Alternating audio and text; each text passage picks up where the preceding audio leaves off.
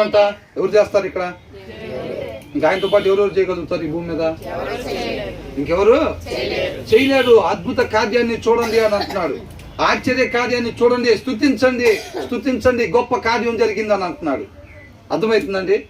ఆయన స్తుతులకు అర్హుడు, పూజార్హుడు. మనం చేయాల్సిందే. ఇలాగా మన జీవితం మొత్తం చేసినా సరే అది తీరేది కాదు.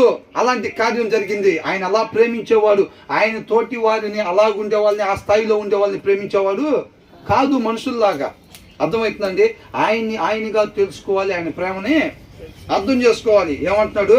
ఆయన శక్తి సామర్థ్యాలు జస్ట్ ఓర్కనే అట్లాగా పరిచయం ఒక పక్క నుంచి అట్లాగా తెలియపరుస్తున్నారు. చూడండి, అర్థమవుతుందండి? ఏమంటున్నాడు? ఆవిరి లేవజేయువాడు ఆయనే, భూదిగంతం నుండి ఆవిరి లేవజేసినప్పుడు ఏమైంది?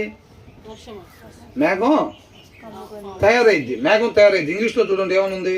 7th verse. He makes clouds rise from the ends of the earth. భూమి దిగంతాల నుంచి ఏం లేవ చేస్తాడంట? ఆవిరిని లేవ చేసి మేఘాన్ని తయారు చేస్తాడంట. బల్బులను కనుక్కున్నా, విమానాలను కనుక్కున్నా, ఈ ఆడాడబడిపోతా ఉంటాయి. ఈ కరెంట్ పోతే ఎలాగో ఈయన చిన్న చిన్నవి కనుక్కుంటూ ఉంటాడా? మరి ఏం చేస్తా ఉంటాడు? అసలు ఏం చేసే ఇంకెవరిని చేస్తారా? ఇక చేయటానికి లేదు. అది ఆయన అంటున్నాడు.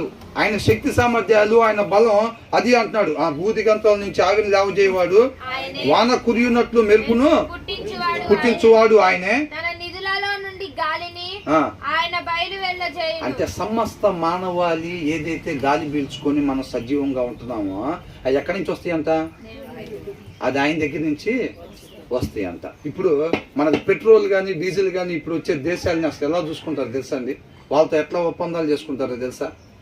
అసలు వాళ్ళ మీద యుద్ధాలు చేయడానికి కూడా ఉండదు పరిస్థితి. వాళ్ళు ఏం చేస్తారు? ఆపేస్తాం అంతే. ఆపేస్తే బండ్లన్నీ ఆగిపోతాయి. వాహనాలు 4 వీలర్ కానీ 2 వీలర్ కానీ మొత్తం ఆగిపోతాయి. జనాలు మొత్తం ఇక్కడ ఉంటే ఆఫీస్ తీసుకెళ్ళి ఆడో పెడితే ఇది వెళ్తానికే పట్టింది రోజంతా. అవునా కదా? కాబట్టి వాళ్ళు ఏమనుకుంటారు? అలాంటి ఉండే పరిస్థితి అంట. ఏది పెట్రోల్ ఆపేస్తే, మన దగ్గర నుంచి మిర్చీలు ఆపేస్తే, దూది ఆపేస్తే కూడా బయట జనాలు ఇబ్బంది పడే పరిస్థితి. అవునా?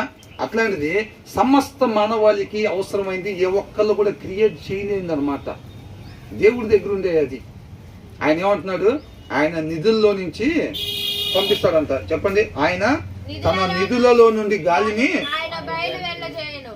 అంట ఆయన నిధుల్లో నుంచి పంపిస్తూ ఉంటాడు అన్నమాట. అర్థమవుతుందండి? ఆయన రాపేస్తే